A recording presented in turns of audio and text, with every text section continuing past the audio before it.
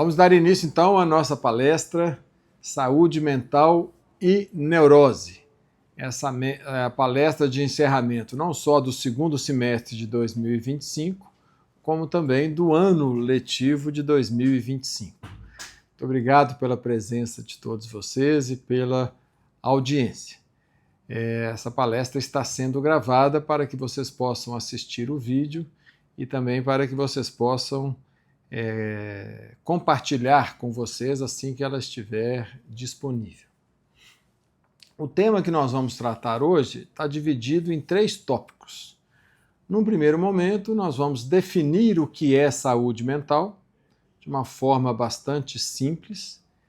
Em seguida, nós vamos definir o que é neurose, segundo a teoria psicoterapêutica analítico-fenomenológico-existencial.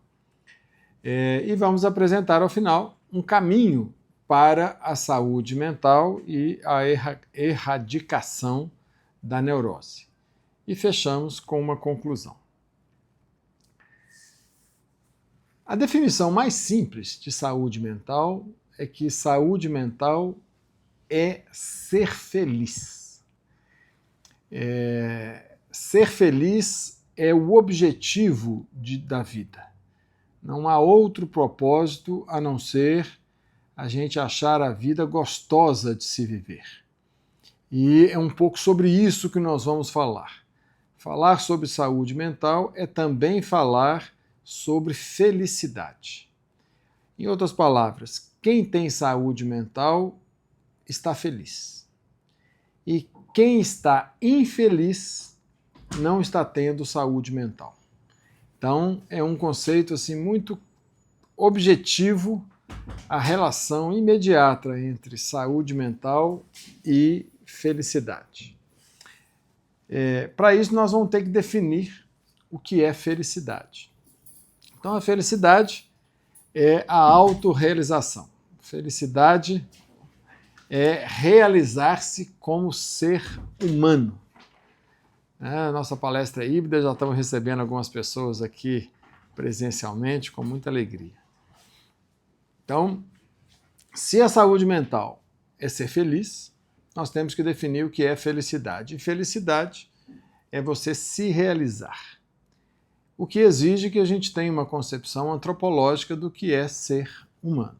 Então, nós temos que definir o que é ser humano. E o ser humano é um ser biopsicossocial. Para pensar a saúde em termos amplos, ele tem um corpo, uma mente, ou seja, ele sabe que tem um corpo, então ele não é só um corpo, ele tem consciência de que ele tem um corpo, ele pensa a sua existência, e ele é um espírito. O que nós entendemos por espírito? Espírito é tudo aquilo que está no nosso ser e que não é palpável. Vamos colocar assim, é uma coisa mais abstrata, que nós vamos também definir daqui a pouquinho. Ora, pensando na dimensão biológica, pensar a saúde mental exige pensar o nosso corpo. E isso é muito importante porque muitas vezes a pessoa pensa, mas mente, é psicológico. E o psicológico esquece que esse pensamento está num corpo. Não tem como uma pessoa melhorar a saúde mental se ela não dorme bem. Assim, se você quer torturar uma pessoa, acorda ela de meia em meia hora. Quer dizer, ela vai ter um surto. Se você tem um sistema digestivo absolutamente irregular, com constipação, com diarreia, assim, o seu incômodo vai estar tão grande que é difícil de você ficar em paz. Se você tem enxaqueca todo fim do dia, você vai ser feliz. Então, a gente não pode esquecer que todos nós somos um corpo e temos as nossas necessidades orgânicas. O objetivo principal do corpo é sobreviver. E graças às nossas estruturas biológicas mais primitivas, nós temos defesas para sobreviver. Nós temos reações impulsivas e reações instintivas que garantem a nossa sobrevivência. Quando eu sou agredido, se eu tiver zen e for pensar em como que eu vou fazer, eu já morri. Porque se ele agredir de novo, eu morri. Mas se eu tiver o instinto de me defender, opa, sai para lá. Tá? E aí isso permite que eu preserve a vida.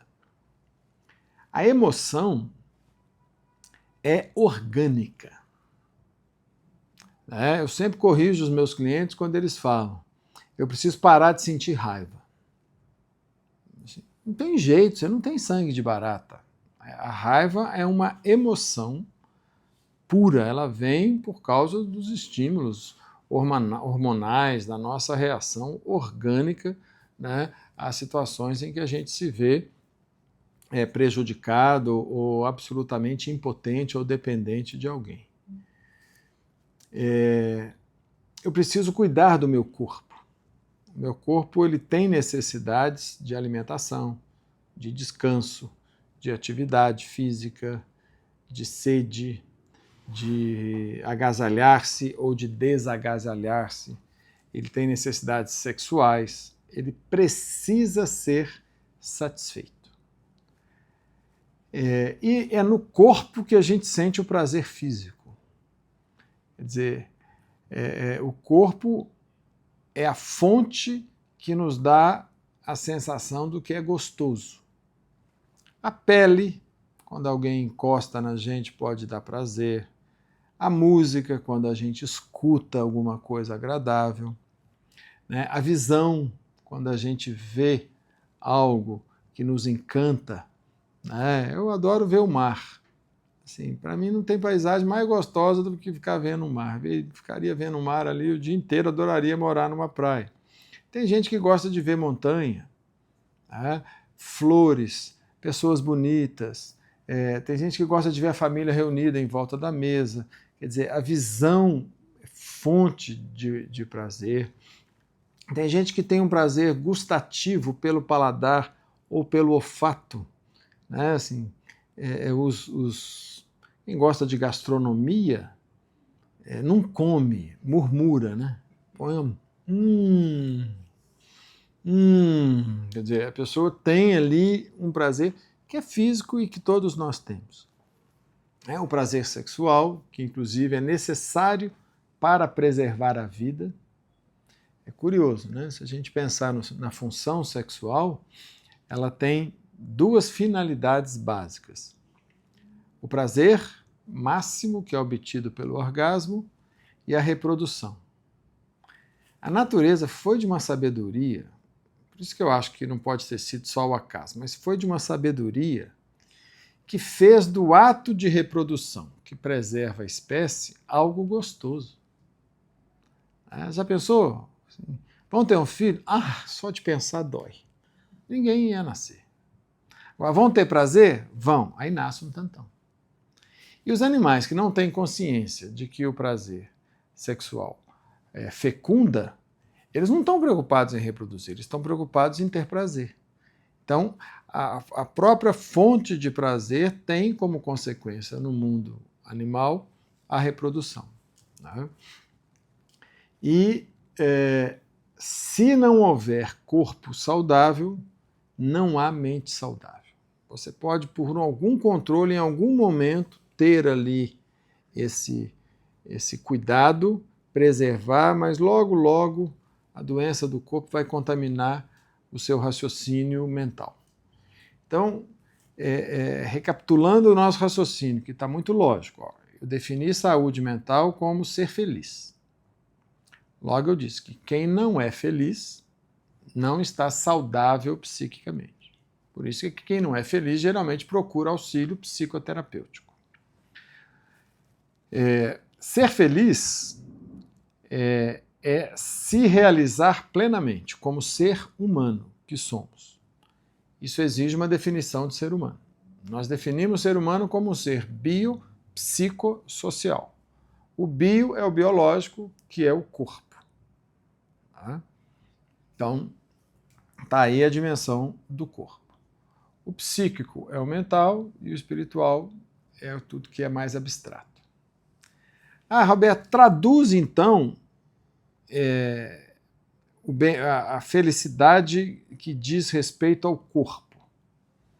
Eu vou trazer 2 mandamentos bíblicos dos 10 mandamentos, para só lembrar que os 10 mandamentos são 10 mandamentos da saúde mental. Quer dizer, já está tudo lá em Moisés, muito tempo antes de Cristo, nas tábuas recebidas por Moisés no Monte Sinai. Primeiro, lembrar-se da importância do repouso.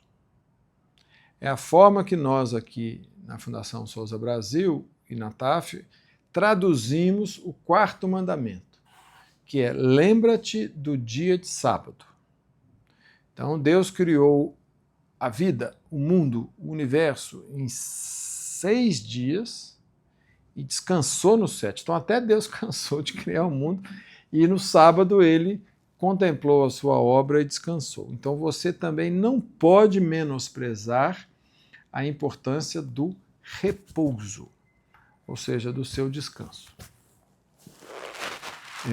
para cuidar do seu corpo, para que ele se revitalize. Uma das coisas mais legais que eu aprendi treinando para fazer corrida foi que as minhas planilhas de treinamento eram acompanhadas das planilhas de não treinamento. Teve um dia que eu treinei todos os dias e o meu treinador virou para mim e falou assim: não pode. O seu corpo precisa do descanso. E esse descanso, depois de uma longa corrida, ele é ativo. O seu metabolismo está correndo ali, porque você correu muitos quilômetros. Então, dormir é atividade física. Quer dizer, eu não estou indo na academia, preciso ir na academia. A pessoa fala assim: eu preciso também dormir X horas por dia. Quer dizer, médicos, então, muitos plantões, esquecem que precisam dormir, né? E às vezes falam: não, mas é preciso. É uma violação da saúde mental não ter uma disciplina do sono e, como os neurologistas sempre nos lembram, uma higiene do sono para dormir bem, né? Então é um mandamento bíblico e já está escrito lá. E a preservação da vida: não matarás, né, nem a si mesmo, nem ao outro, ou seja, não se suicide, não mate ninguém, a gente traduz por não destruir coisa alguma. Ou seja, a vida é um bem que você não consegue recolocar se você a destrói. Então, é fundamental ter esse princípio da sobrevivência, que é a preservação da vida. Nada justificaria matar as pessoas para acabar com a pobreza, por exemplo, né? Tem muito pobre na vida, então vamos acabar com os pobres, né? Quer dizer, isso não tem o menor cabimento em termos de saúde mental, né? Então, a saúde mental envolve o bem-estar físico necessariamente. Segunda dimensão da nossa definição antropológica de ser humano: nós somos mente, que é a dimensão psíquica. E ao pensar, né, mente significa pensar. Quem fica demente perdeu a capacidade de pensar. O objetivo da mente é viver bem. Se do corpo é sobreviver, ao pensar, o nosso objetivo é viver bem, viver com qualidade. E se eu penso, eu me relaciono. Quer dizer, ao me entender como um ser psíquico, eu existo. Existir, ex, quer dizer, para frente, para fora. Sistere significa levantar, né? Então, a pessoa não é, uma árvore é. O ser humano, ele é e existe, ele é para fora, ou seja, ele se relaciona, né? A Auxiliadora, autora da técnica, né, que está embasando a nossa abordagem, ela falava: existir é ser com o irmão. Aí eu brincava com ela: então devia ser com a irmã, porque é ex-sister, né? Porque aí deve ser lá, não tem nada a ver do ponto de vista etimológico, né? Mas é ser com o outro. Então a gente depende dos nossos relacionamentos. Por isso é que no corpo nós temos necessidades orgânicas. E ao tratar a mente, nós temos necessidades psicossociais. Elas são nossas, estão na mente, mas necessariamente elas envolvem relacionamentos. Então, o objetivo da mente é relacionar-se bem. O ser humano é uma entidade separada dos outros seres, ele tem individualidade, ele é só, mas ele não sobrevive sozinho. Você parir uma criança e deixá-la isolada, ela morre.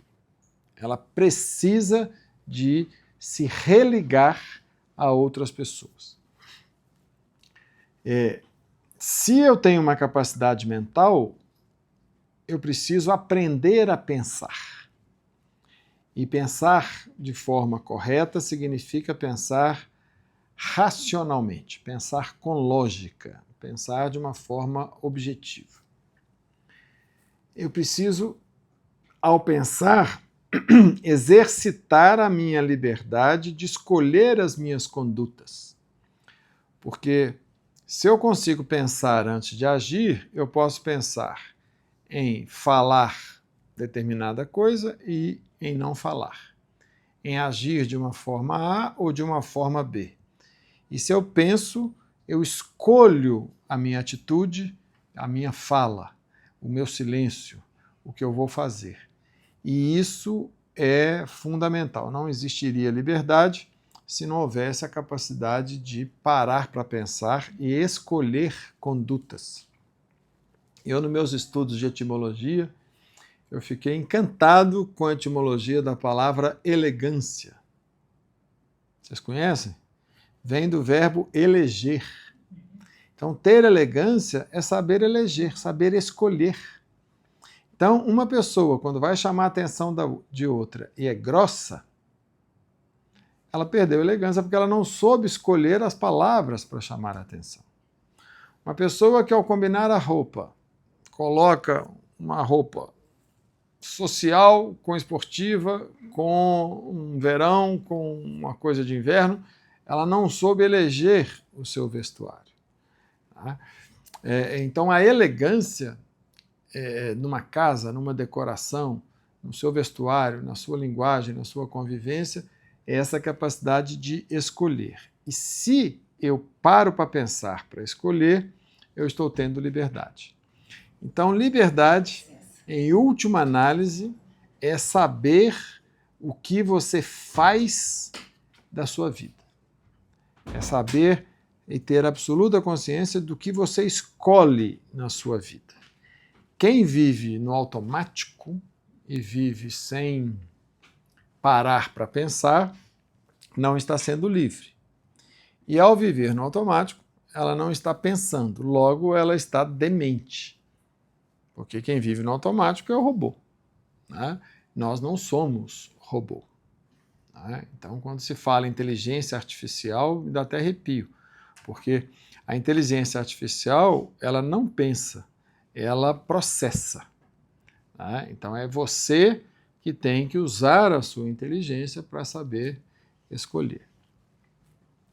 E é objetivo da mente, ou seja, da dimensão psíquica do ser humano, ter unidade de pensamento. O que significa eu buscar uma simetria entre a forma como eu penso e a forma como eu ajo. Não é possível ser feliz se a maneira como eu penso está em dissonância da maneira como eu ajo, porque isso vai gerar conflito. E o conflito tira a minha paz. Então, eu estou aqui no dia 18 de dezembro, às 19h50, conversando com vocês e com todo o público que nos assiste virtualmente, dando uma palestra. Essa é a minha ação. Se na minha cabeça, no meu pensamento, eu quiser estar em um bar confraternizando o fim do ano, eu não deveria estar aqui. Ou eu deveria mudar o meu pensamento para ver uma unidade e eu aceitar estar aqui. Então, não há nada mais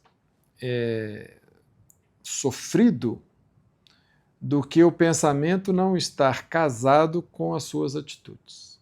Isso é sofrimento psíquico. Eu estou no emprego que eu desejo não estar. Eu estou num casamento que eu desejo não estar. Eu estou numa atividade que eu desejo não estar. Eu estou num repouso que eu queria estar ativo. Eu estou desempregado e queria estar trabalhando. Qualquer dissonância entre pensamento e atitude é sofrimento psíquico na certa. Então você tem duas atitudes. Ou você muda a realidade para ela ficar igual ao seu pensamento, ou você muda o seu pensamento para se adaptar àquela realidade. E pode ser os dois. Você pode mudar a realidade um pouquinho, aceitá-la, e pode mudar o seu pensamento um pouquinho para ver as coisas como elas são. Então a mente saudável, ela vai fazer esse exercício de integração entre pensamento e realidade e equacionar os conflitos. Então o bem-estar psíquico, em última análise, é a ausência de conflitos. Roberto, como que isso se manifesta na prática? Como que você pode, então, dar exemplos de atitudes que demonstrem saúde psíquica? Vamos recorrer aqui a alguns exemplos. Se eu idolatrar qualquer objeto, seja a natureza, seja as coisas, objetos, animais ou um outro ser humano, eu não estou raciocinando direito. Por quê? Porque eu estou dando autoridade a algo externo a mim. A palavra autoridade, ela significa, ela vem de autor. Eu sou autoridade num assunto porque eu sou o autor naquele assunto. Se eu não tenho autoridade, eu não posso ser o protagonista daquela ação, ou seja, o autor. Não, eu sou um discípulo de alguém que é a autoridade, e ele é meu ídolo. Eu sou um fã, eu sou um seguidor. Então, eu transferi o juízo de autoridade para uma outra pessoa. Se essa pessoa falha comigo, boa noite, eu vou ficar arrasado. Eu criei um conceito muito interessante, que eu nunca vi ninguém repetir, eu acho que ninguém achou interessante, só eu. Nunca vi ninguém me citar. Mas eu criei o conceito de heteroestima. Porque o que as pessoas chamam de autoestima, para mim é heteroestima. Auto é próprio e hétero é o que é do outro, diferente. Então, auto sou eu e hétero é o outro. Então, no momento em que eu recebo um elogio maravilhoso, a pessoa me põe lá no céu, e eu falo, nossa, minha autoestima foi lá no alto, eu não tive autoestima, eu tive heteroestima, porque a pessoa que me elogiou, minha autoestima foi lá no alto. Agora, quando a pessoa me detona e me critica, nossa, acabou com a minha autoestima, então a autoestima é dele, é ele que não gosta de mim. Por que isso afetou a minha autoestima? Porque se eu tiver a minha própria autoestima, o elogio do outro não vai me fazer achar melhor do que eu sou, e a crítica do outro não vai fazer com que eu me ache ruim. Eu vou parar e pensar se aquela crítica faz sentido ou não, seja ela muito positiva ou muito negativa. Então, quando eu tenho uma autoridade externa que eu elejo como importante, é ela que vai me dizer se eu sou bom ou não. E isso não faz o menor sentido. A pesquisa de satisfação, ela dá uma medida do quanto que eu estou conseguindo dar o meu recado para as pessoas, e não no sentido do quanto que eu sou bom ou ruim.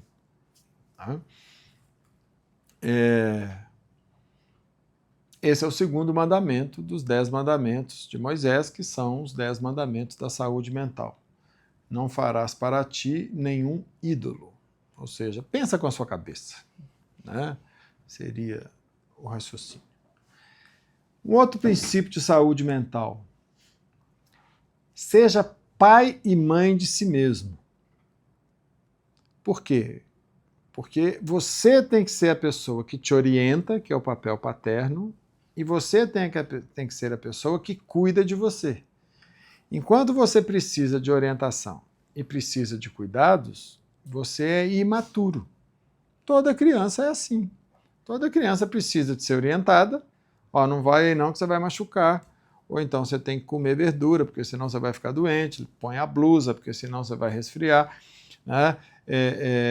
Isso que você está fazendo, seus amigos não vão gostar, porque eles vão achar que você está sacaneando com eles, eles podem não querer mais ser seus amigos. Quer dizer, você orienta, né, porque a pessoa está aprendendo a se cuidar na vida. Tá? Uma pessoa adulta, ela já é pai e mãe de si mesma. E isso permite a ela assumir a sua identidade. Quer dizer, eu sou o que eu decidi ser. E se eu tenho uma identidade, necessariamente eu tenho que agradecer a quem me pôs no mundo, o que me leva a reverenciar minha origem, ou seja, honrar pai e mãe, que é o 5º mandamento.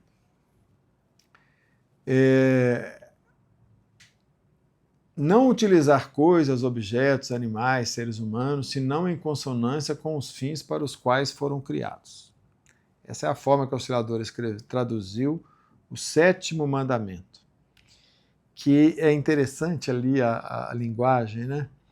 Em algumas traduções tem assim: não cometer adultério, né? Não cobiçar a mulher do próximo, que é outro mandamento.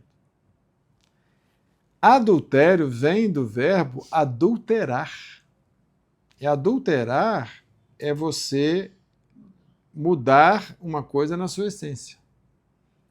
Tá? Então, se eu utilizar uma coisa para um fim que não é a sua essência, eu estou adulterando a finalidade daquele objeto.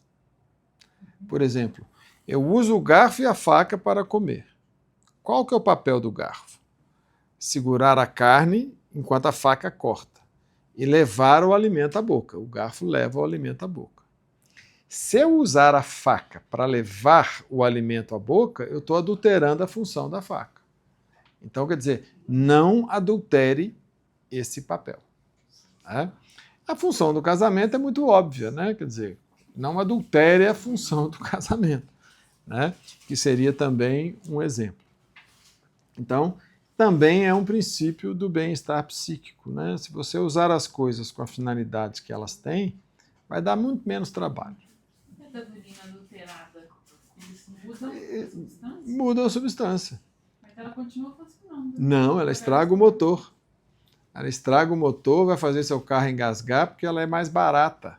Você tira alguns componentes para colocar água, para colocar o álcool, se o álcool estiver mais barato do que a gasolina. Né?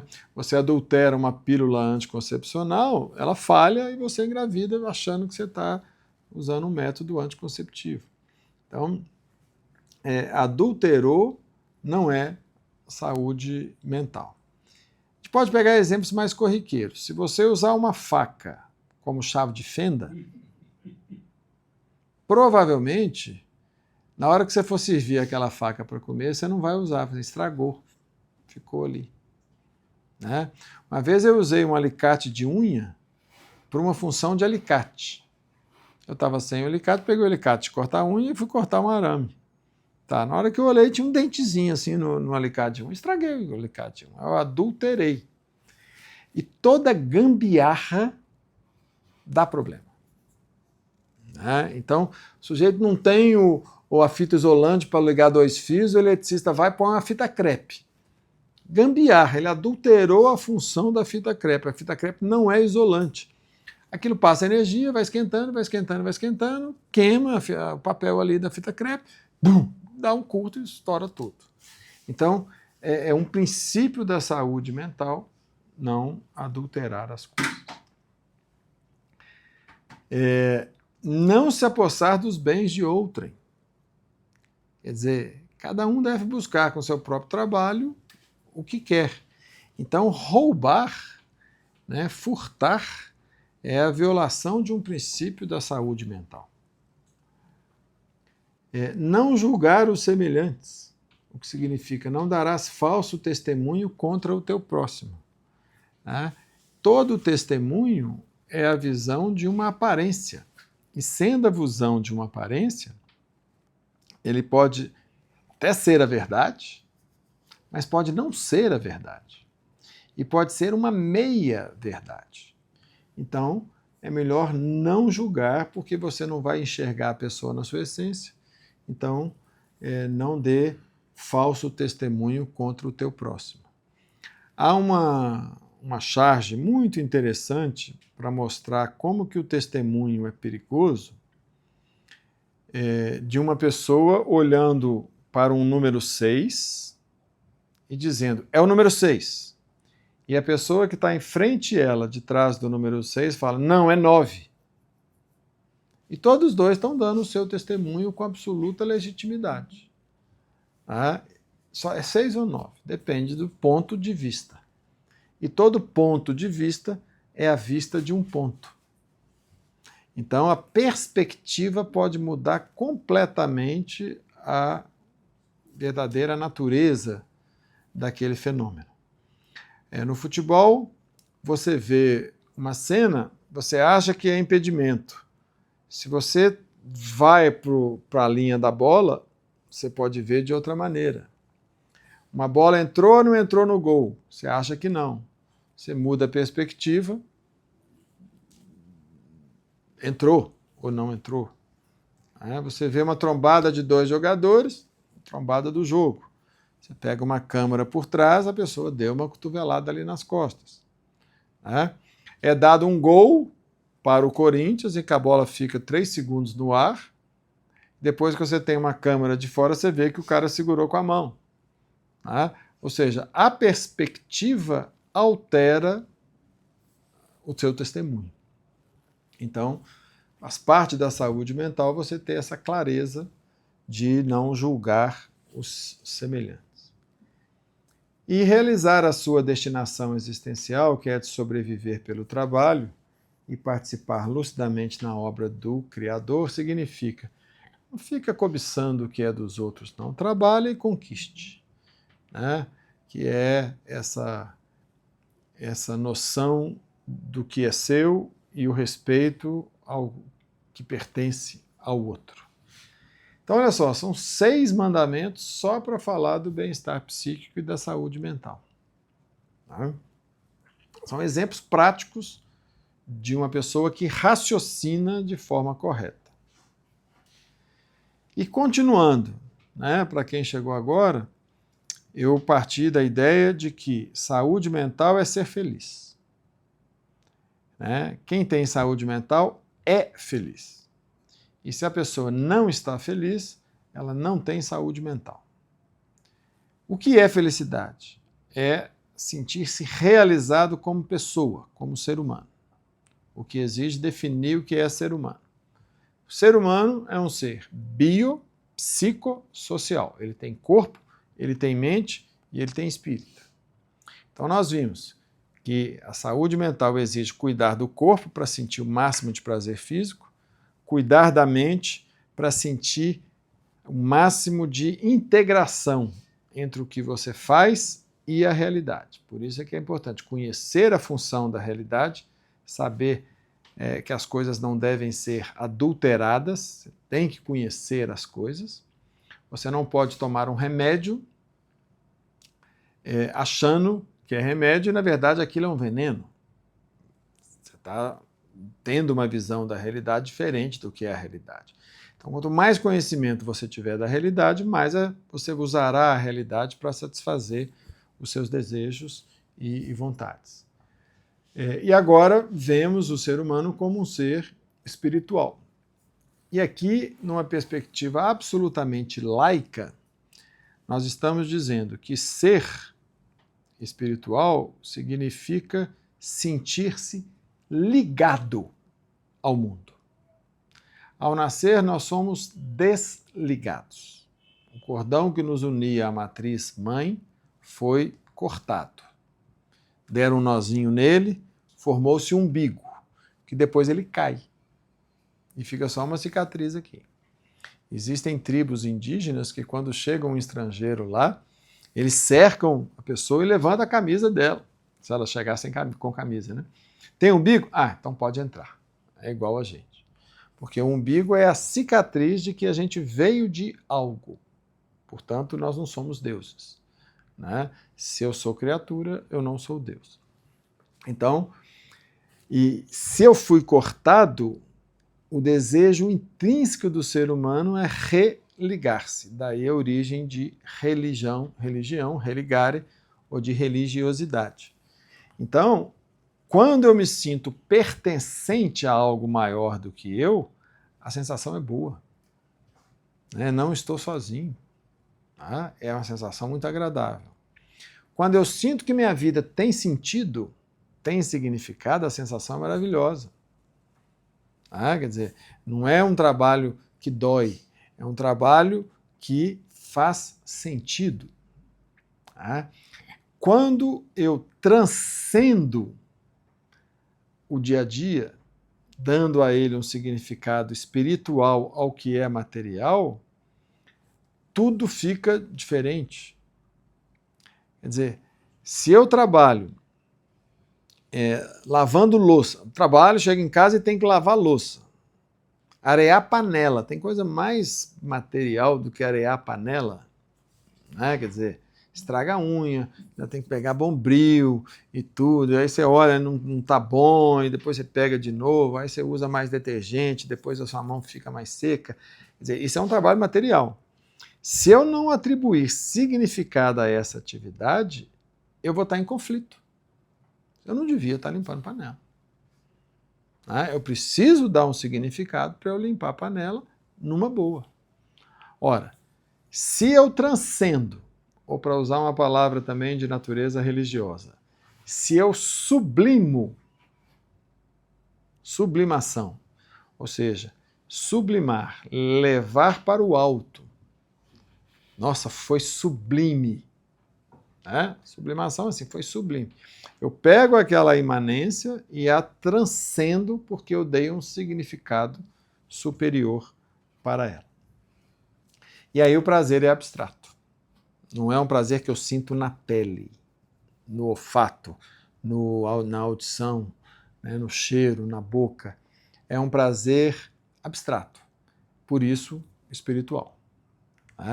A tradição e a simbologia entende o prazer espiritual como algo impalpável. Por isso é que o espírito está associado ao sopro, ao ar, a algo etéreo, enquanto que o prazer físico está associado ao corpo. Então Deus criou o homem, que estava inerte, aproximou-lhe das narinas e soprou-lhe as narinas e deu-lhe alma, que em latim, anima, deu-lhe movimento. Uma coisa animada é uma coisa que está em movimento, inanimada é que não tem movimento. Então, esse é o prazer abstrato. E esse prazer abstrato é o que dá significado à vida. É o que permite eu me sentir assim inserido no universo. Quer dizer, vocês não têm noção da alegria que eu sinto e senti, não, agora já não é do passado, mas a alegria que eu sentia em gastar uma fortuna por mês, grande parte da minha renda, para pagar a prestação do meu apartamento. Quer dizer, eu estou pagando, estou desfazendo do dinheiro, mas eu estou feliz de estar pagando. Mais ainda de antecipar a parcela, olha que delícia. Quer dizer, eu abro mão de dinheiro e estou feliz. Por quê? Porque aquele apartamento tem um significado para mim, para minha família, para meu bem-estar. Então, esse é o prazer espiritual. O prazer da conquista, o prazer da realização, de você sentir. Então, isso é a dimensão espiritual. Então, ao associar saúde mental com felicidade, a felicidade vai exigir bem-estar físico, psíquico e espiritual, E a saúde, que é a definição universal, inclusive da OMS, a saúde é física, psíquica e espiritual. Por isso é que o médico ele não pode cuidar só do corpo, porque quando o corpo chega no consultório dele, tem um psiquismo ali. Por isso é que o psicólogo não pode desprezar se aquele corpo dormiu, se aquele corpo está drogado, se aquele corpo está raciocinando, com capacidade, pelo menos, de raciocinar. Eu gosto muito de uma frase de uma música do João Gilberto. Saiba que no peito do desafinado também bate um coração. Quer dizer, você fala que eu sou desafinado, mas isso dói. Aqui tem um coração, poxa. Quer dizer, eu não sou só uma voz, não. Eu sou um coração, pô, me respeite. Tem de uma delicadeza, né? Quer dizer, você vai transar com uma pessoa. Não é que você não está transando com o corpo, o psiquismo veio junto. Tem uma pessoa ali que pode ter emoções as mais diversas, dependendo da sua atitude, do seu toque, do seu contato depois, do seu sumiço depois. Então, uma visão integral vai sempre levar em consideração que eu sou corpo, psiquismo e espírito, e eu vou considerar o outro como um corpo, um psiquismo e um espírito, mesmo que ele não saiba que ele tem isso tudo. Mesmo que ele atue como um animal. E na Bíblia, os 2 mandamentos relacionados ao bem-estar espiritual é o primeiro deles, né? Crer na existência do Criador, ou seja, não terás outros deuses além de mim, ou seja, Deus é uno, né? Se Deus é o Criador, ele criou tudo. Se ele criou tudo, ele não pode ter origem. Porque se Deus tiver Criador, ele deixou de ser Deus, porque ele criou tudo e ninguém criou o seu Criador. Então, para parar de ficar perguntando quem é que criou quem, você chama o primeiro de Deus. Então, Deus é o Criador de tudo. Se ele for Criador de algo e tiver algo que ele não criou, então ele não é Deus. Logo, ele é uno. Então, o monoteísmo é uma dedução do raciocínio. Devemos aos primeiros filósofos o monoteísmo como concepção. E o segundo aspecto, tão óbvio, mas porém tão difícil das pessoas entenderem, é que não é possível descrever, explicar, definir, julgar o que seja Deus. É possível sentir-se parte da criação, mas se Deus está no início, ninguém tem acesso a ele, por isso é que se chama crença ou fé. E qualquer coisa que eu fale que é Deus, eu estou tomando o nome de Deus em vão, porque não é possível saber. Eu não estava lá quando ele criou. Logo, tudo que eu falar de Deus, na verdade, eu vou estar falando muito mais de mim do que dele.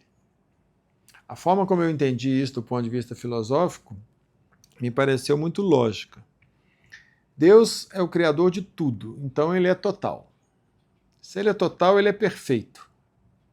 E se ele é perfeito, não há nada que lhe falta. Se faltar algo, esse algo tem que ser criado por alguma coisa. Então Deus tem que ser perfeito. Conceitualmente, estou filosofando, não estou fazendo teologia.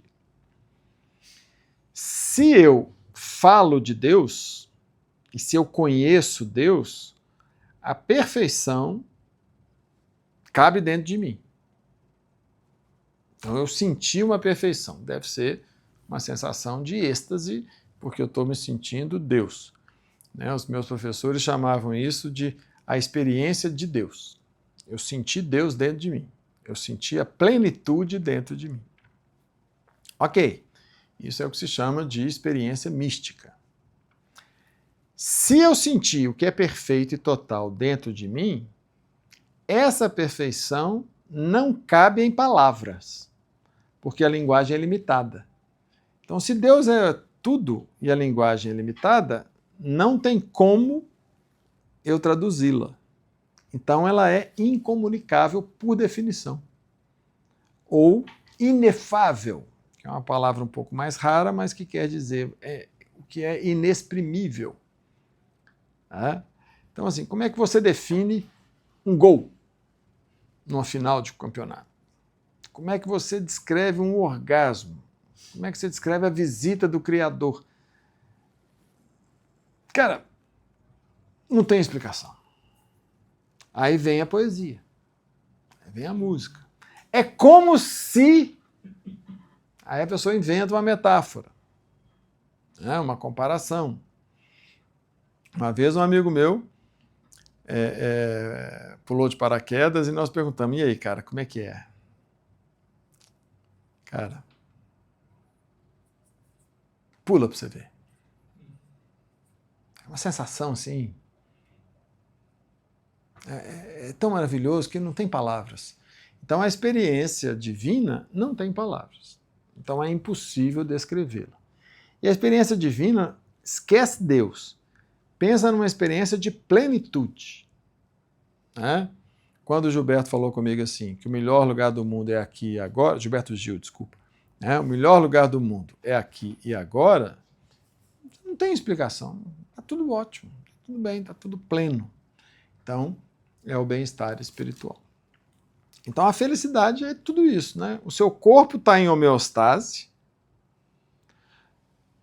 você não tem conflitos, aí você arruma um jeito de vibrar esse bem-estar, e esse bem-estar extrapola o seu corpo e a sua mente. Êxtase. É o bem-estar espiritual no mais alto nível. E ele é indescritível, e você se sente assim, mas ninguém vai saber. Né? É algo só seu. Segunda parte. O que é neurose? E a neurose não é doença. Até o nome devia mudar, porque neurose vem de nervo. E neurose não é doença. A neurose é ignorância de como ser feliz. É a definição mais simples. A criança é neurótica? Não. Porque a criança, a ignorância dela é natural. Então, não tem problema, porque ela não sabe. Todos nós nascemos totalmente ignorantes. Por isso é que ela precisa ser educada. Se ela foi educada, passou dos 18 anos e continua ignorando, aí ela vai estar como se fosse uma criança. Isso é que é neurose. Então, quando se fala, a neurose é uma fixação numa idade infantil, e as pessoas ficam procurando um trauma lá na infância, elas estão raciocinando errado. Uma fixação no estágio infantil é porque você tem 20 anos, 30 anos, 40 anos, e você raciocina como se você fosse uma criança de 3 anos. Isso é que é neurose. Ou seja, você ignora como fazer para obter o que você quer e ter bem-estar físico, psíquico e espiritual. Você desconhece as necessidades do seu corpo, não sabe como promover o bem-estar físico. Você maltrata o seu corpo sem dormir direito, sem comer direito, ficando na tela mais do que o seu sistema neurológico aguenta, sem tomar remédio quando precisa de tomar remédio, bebendo mais do que o seu corpo aguenta, comendo menos ou mais do que o seu corpo precisa, ou seja, você não está cuidando do seu corpo. Você é ignorante quando você não se conhece. E, de fato, como é que a gente vai se conhecer se ninguém nos ensinou a nos conhecer? Né? Nem no curso de psicologia, os professores de psicologia incentivavam que os psicólogos, futuros psicólogos, se conhecessem.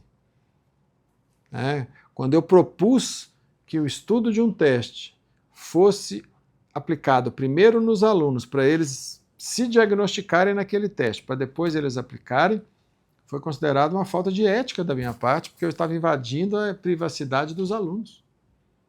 Porque eu conheceria, ao aplicar o teste, a personalidade deles. Quer dizer, é uma coisa completamente nonsense. Né? Quer dizer, por que eu não me uso como objeto de conhecimento, já que eu vou aplicar em alguém? E aproveito para eu me conhecer. Então, nenhuma educação promove esse autoconhecimento, a não ser iniciativas assim muito isoladas, de fazer uma entrevista com o pai para perguntar, algumas escolas fazem, né? Escreva a sua história de vida, onde que você nasceu, conversa com seu pai, com sua mãe. Assim, a gente guarda, né, das escolas alguns álbuns muito interessantes, com fotos, com árvore genealógica, mas chegou 15 anos é Enem, Enem, Enem, chegou 18 anos é estudo, tem que ser o melhor, e aí a perspectiva do autoconhecimento vai embora. E o conhecimento da realidade é apresentado de uma forma distorcida. Quando você fala a realidade nua e crua, as pessoas tendem a achar que você não deveria falar. Então, quando a gente fala da morte, que é uma realidade, todo mundo, credo.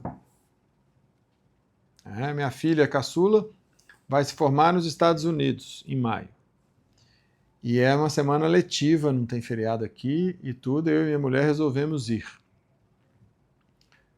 E vai me dar um trabalho danado, porque eu sou autônomo, tenho que desfazer de toda a agenda aqui no consultório, é mais custoso, porque você tem que pedir algumas pessoas para te substituir e pagar, e você ainda deixa de ganhar.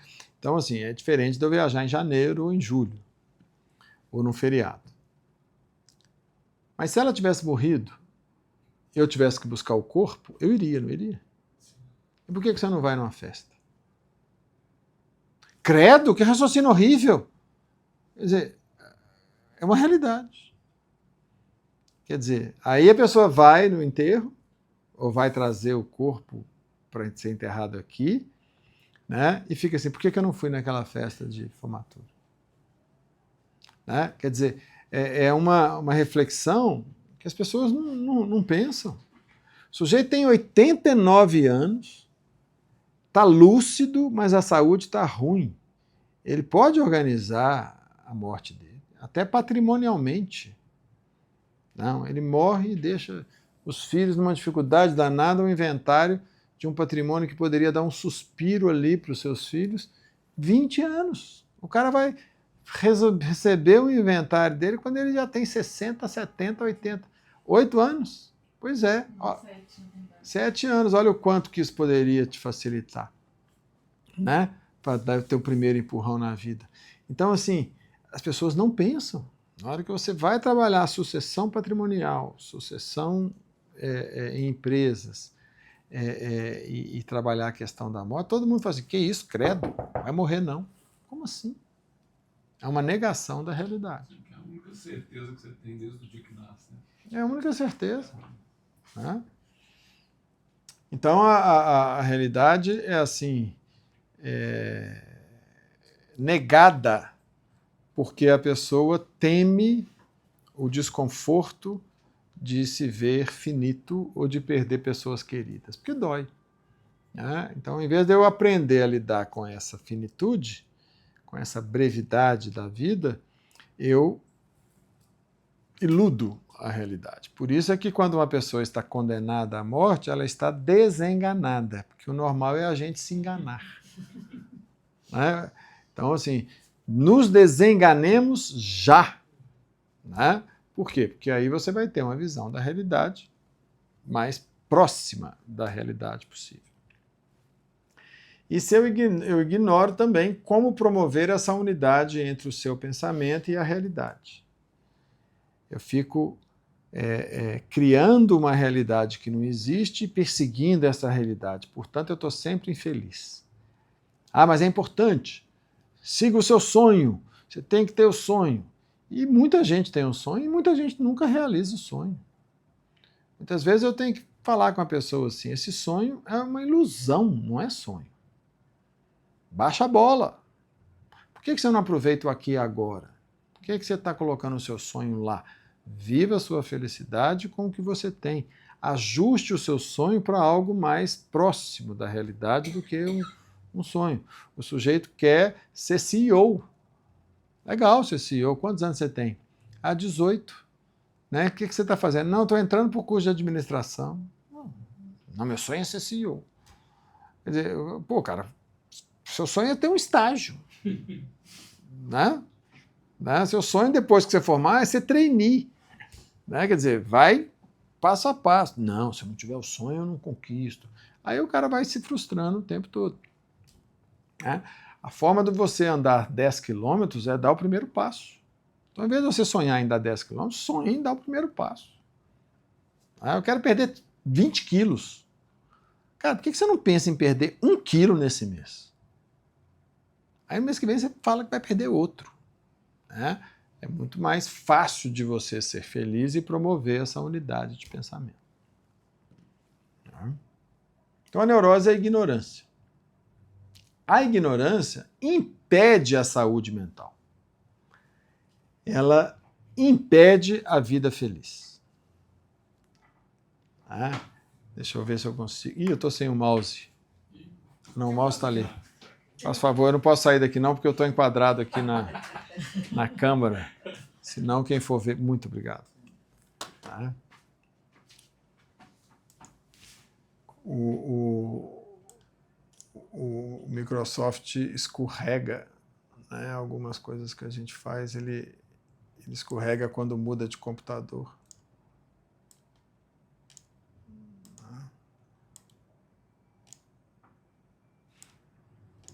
Isso. Então, se eu ignoro a mim mesmo e ignoro a realidade, e prefixo de negação. Gnose é conhecimento, não conhecimento. Então, ignorância é falta de conhecimento. Se eu não conheço a mim mesmo, não conheço a realidade, eu vou fazer tudo errado. Então, é fundamental que eu conheça a realidade. Então, isso impede a ignorância, a neurose impede a integração entre o corpo, mente e espírito. Por quê? Porque eu negligencio a satisfação do meu corpo,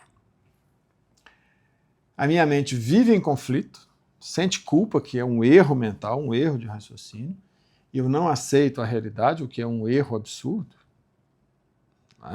Se eu aceitar a realidade, corrigir minha mente para aceitar a realidade, a chance de eu ter sucesso é infinitamente maior. Dá uma notícia ruim para as tias de vocês e ouça a resposta. Principalmente se ela gostar muito de vocês. É a coisa mais engraçada. Vamos fazer um teste? Você chega para sua tia e fala assim: oi tia, tá joia? Tô tudo bem. E você? Ô tia, eu fiz uma bobagem porque eu saí de uma festa, eu tinha bebido um pouquinho, e aí eu não sabia o caminho, eu já estava dirigindo, assim, um pouco tonto, ainda peguei o celular para tocar o Waze, eu bati num poste, mas arregacei meu carro. Eu ainda não tinha seguro. Aí a tia fala: mas o que você tinha que pegar o telefone dirigindo? Você estava tonto, você devia ter ido de Uber. Quer dizer, ela não aceitou a realidade que eu bati o carro no poste. Ela falou: você não devia ter feito isso, você não devia ter feito isso, você não devia ter feito isso, você não devia ter feito isso. Quer dizer, dificuldade de aceitar a realidade. Claro que eu vou sentir culpa. Se ela tivesse aceitado a realidade, ela olharia para mim e falaria assim: e agora? Como é que você vai fazer? Precisou de reboque? Entendeu? Deu polícia? Você perdeu a carteira? Quer dizer, aí eu ia me sentir muito mais acolhido, né? Agora eu contei para ela e ainda fui para casa me achando a pior pessoa do mundo. Assim, eu sou burro mesmo, né? Não devia ter feito isso. É assim que a gente alimenta a culpa. E os psicólogos ficam ricos. É desse jeito. Porque a gente alimenta a culpa o tempo todo. A gente não aceita a realidade. O espírito não encontra sentido em viver e conviver. Então, não faz sentido. Então, o resultado da neurose é uma vida sem reflexão, vivida no automático, sem pensar, e marcada por sofrimento. Ou seja, o mundo está doente, porque é isso que a gente vê por aí. As pessoas dizendo assim: não, passou tão rápido, eu nem vi. Porque não parou para pensar, está tudo automatizado demais. E sem reflexão. Então a neurose, como fixação nas fases infantis, ela revela a ignorância. Uma criancinha recém-nascida, até 9 meses de idade, ela não sabe nada da vida. Quando ela faz 9 meses, ela não quer saber porque ela morre de medo. Então ela tem medo de saber. Quando ela faz 18 meses, ela tem raiva de quem sabe. Ela é briguenta, cri-cri. Ela cria caso com quem sabe. E dos 3 aos 6 anos, ela já sabe, mas finge que não sabe porque ela não quer ter trabalho, não quer assumir as consequências das suas atitudes.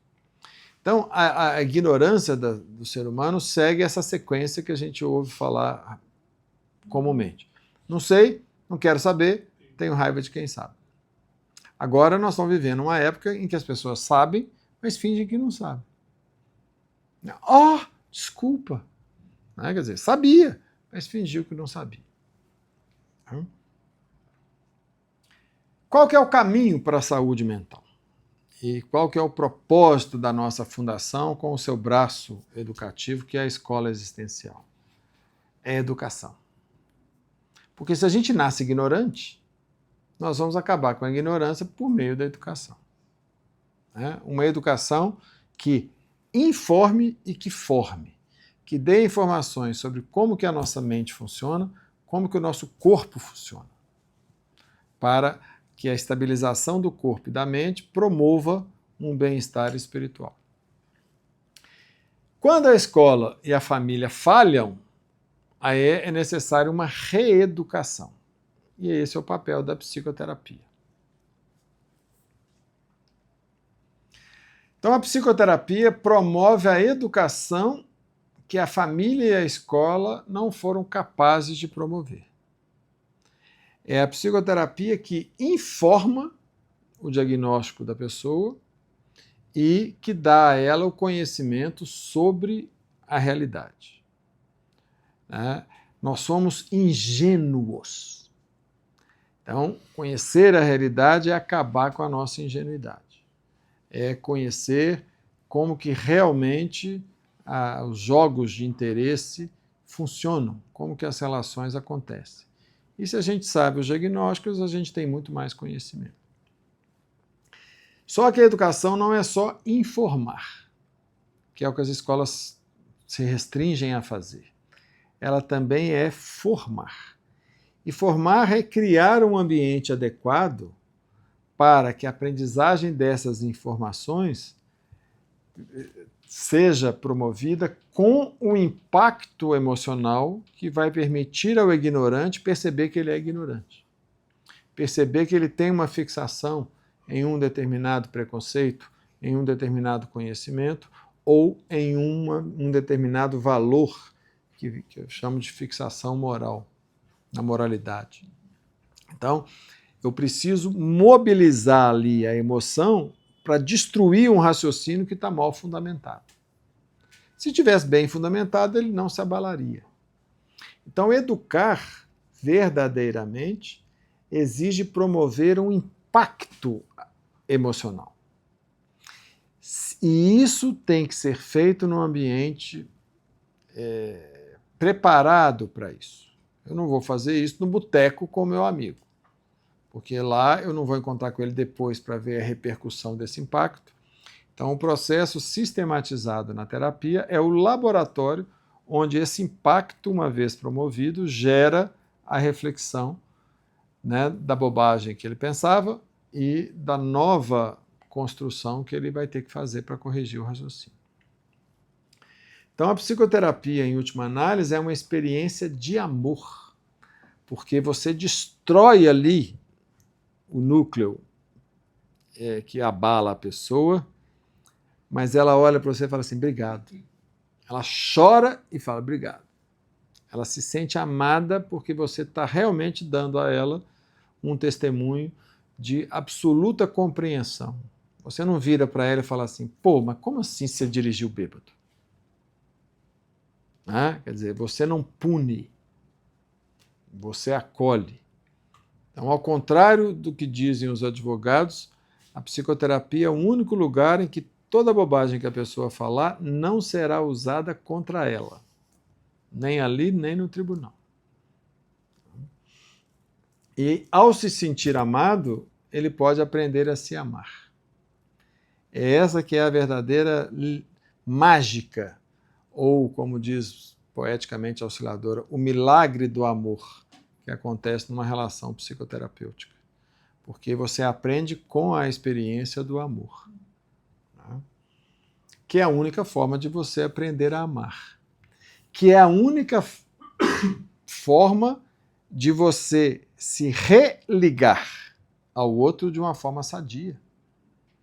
Porque nós não vimos que o ser humano é desligado ao nascer e que a dimensão espiritual é ele se sentir ligado, conectado a outros seres, a outros objetos, à natureza, ao universo. A forma sadia de ter essa conexão é o amor. Porque o ódio liga também. Eu posso pensar numa pessoa o tempo todo porque eu quero saber como é que eu vou matá-la. Eu estou ligado a essa pessoa. Ela me tira do meu sentimento de sozinhez. Mas o amor é a forma sadia de estar conectado. Eu posso ter uma pessoa que está longe e dentro de mim pensar a ligação que eu tenho com essa pessoa ou até com a memória dessa pessoa se ela já não estiver entre nós. Isso é o sentimento de amor que nos faz nos sentir ligados a algo fora da gente. Roberto, uma pessoa que não teve na infância esse amor dos pais, ela vai conseguir amar? Vai se ela tiver numa relação psicoterapêutica ou em outra, né, numa outra situação, a experiência de se sentir amada. Então, por um professor, por exemplo. Pode. Uma vez uma amiga minha, eu contei um caso, ela era mais madura do que eu achava ela muito mais madura. Eu tinha 18, ela tinha 25. E ela era casada ainda. E eu, 18 anos. Aí uma vez a gente estava conversando, eu contei um caso para ela, que eu achei assim, uma loucura o caso. Aí eu falei, loucura, né? Ela falou, não é loucura não, é só imaturidade sua. Eu falei, quê? Não, porque você é imaturo, você ainda não sabe o que você quer. Tá bom. Só que eu sentia que ela gostava de mim, cara. E na hora que ela falou comigo que eu era imaturo, na lata, e continuava gostando de mim, eu pensei assim, eu posso ser imaturo, cara. Eu não preciso ser maduro. Porque, estudando filosofia, tal, não sei o quê. Em vez de eu falar que a mulher é bonita, eu falava, não, porque Platão, não sei o quê. Né? Você pode ser imaturo. Foi tão libertador, que esse dia eu falei assim, eu não preciso de ser maduro. Ela gosta de mim eu sendo imaturo. Né? Quando você comete uma falha no seu estágio, na sua residência, na sua atividade profissional, e aquela pessoa que está ali te treinando, ela olha para você e fala, bom, então nós vamos corrigir assim, assim, assim, assado. E você não sente ali pô, mas ele não vai falar nada.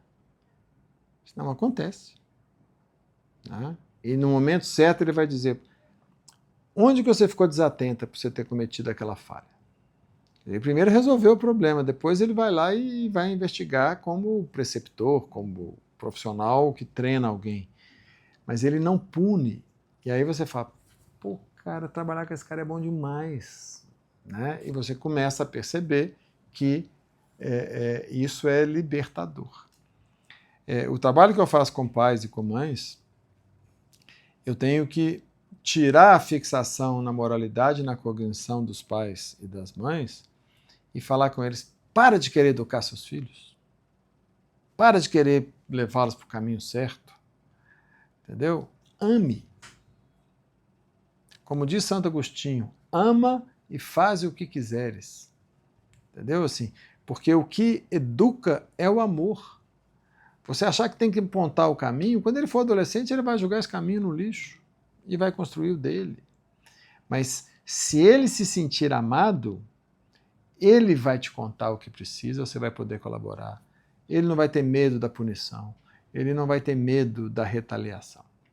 Então, a verdadeira psicoterapia é permitir à pessoa se sentir amada para aprender a amar. E eu estou usando o verbo aprender a amar. que vai ser o nome de um curso que nós vamos oferecer aqui no ano que vem. Não vou chamar a arte de amar, não. Vou dizer para aprender a amar. Porque o amor é a única emoção, na verdade é um sentimento, que não é orgânico. Ele é aprendido. Porque é a forma mais educada que nós temos de lidar com a nossa dependência afetiva dos outros. Né?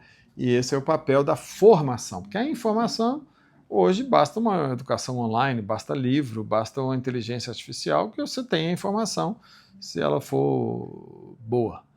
Agora, a formação passa por outra via. A relação professor-aluno passa por outra via. Roberto, se a gente pensar num contexto assim, de uma pessoa que não teve esse amor de nenhum lado, certamente essa pessoa apresentará algum problema. Sem dúvida. Sem dúvida. Né?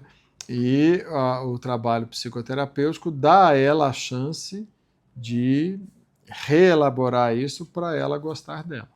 Porque se você não tiver essa autoestima e você não construir uma identidade própria, você vai seguir a cabeça dos outros, ou ficar contra os outros, ou fingir que agrada os outros para ter a sensação de ser amado, o que é uma prisão.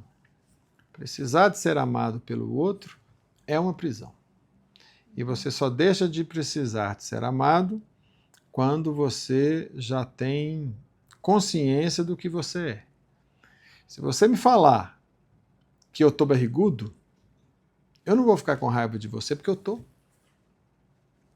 Eu não vou sentir que você me ofendeu porque eu estou. Então eu fui numa festinha, eu estava até bem mais barrigudo. Aí um primo meu bateu na barriga, tá barrigudinho, né? Eu falei, tô. Quer dizer, agora, se eu tiver uma imagem de mim de que eu não devo ter barriga, e ele fala isso, eu vou ficar triste. Vou ficar chateado com ele. Pô, cara, quem é você? Mas eu tô mesmo. Então não tem problema, porque eu tô. Agora, se ele falar comigo que eu tô, não, cara, você tá forte, hein? Não tem barriga nenhuma. Eu vou assim, tá cego, porque eu tenho. O padrão de comparação dele é o Jô Soares. Né? Então, para Jô Soares, eu tô magrinho. Então, assim, essa noção de realidade, ela é libertadora. Precisar que o outro goste de mim vai fazer com que eu tente me adaptar o tempo todo na ilusão de que isso vai me fazer sentir bem. Né? Então, na terapia é onde a pessoa vai aprender isso. Então, se eu puder resumir a palestra de hoje, eu diria: para viver a saúde e ser feliz, o ser humano necessita satisfazer suas necessidades físicas, psíquicas e espirituais. São as 3 dimensões do ser humano. Por isso precisa se conhecer, conhecer os demais seres humanos e conhecer o universo onde habita, ou seja, conhecer a realidade. Então, se eu sei que em janeiro chove mais do que em julho, eu preciso, ao fazer uma festa a céu aberto, considerar que pode chover. Esse é conhecimento da realidade. Então, se eu quero casar a céu aberto, é melhor eu casar em julho do que eu casar em dezembro. Agora, mesmo que seja em julho, do jeito que o tempo está louco, é melhor eu ter um local onde as pessoas possam ir caso chova. Quer dizer, não vai chover não, tenho certeza que não vai chover, meu santo é forte. A chance de você sofrer é muito maior. Então, é um conhecimento da realidade. Tal conhecimento exige entendimento e racionalidade, ou seja, maturidade. Então a criança nunca vai ser racional. Só depois de 6 anos que ela é racional no nível concreto, e é o desenvolvimento dessa racionalidade que vai permitir a pessoa escolher bem as condutas dela. E a educação é o instrumento que promove a passagem da ignorância, desse viver impulsivo, inconsciente, para um viver racional, inteligente e consciente. E a psicoterapia baseada na teoria psicoterapêutica analítico-fenomenológica existencial, que nós chamamos de TAF, é um instrumento eficiente de reeducação, né? Que muitos de vocês se submeteram, que muitos de vocês conhecem, e que aqueles que estão aqui que não conhecem, teremos todo prazer em apresentar. Obrigado. Obrigada. Tá?